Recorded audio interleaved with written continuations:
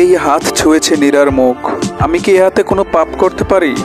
শেষ বিকেলের সেই জুল বারান্দায় তার মুখে পড়েছিল দুর্দান্ত সাহসী এক আলো, যেন এক টেলিগ্রাম। মুহূর্তে উন্মুক্ত করে নীরার সুষমা চোখে ও বুড়োতে মেশা হাসি নাকি অপ্রবিন্দু। তখন সে যুবতীকে খুকি বলে ডাকতে ইচ্ছে হয়।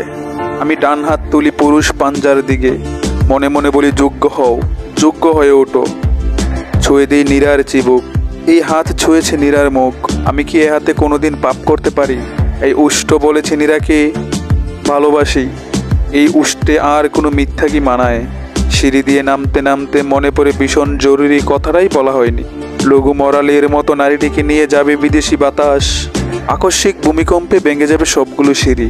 থমকে দাঁড়িয়ে আমি নীরার চোখের দিকে, ভালোবাসা এক তীব্র অঙ্গীকার, যেন মায়াপাশ, সত্যবদ্ধ অভিমান চোখ জ্বালা করে ওঠে সিঁড়িতে দাঁড়িয়ে।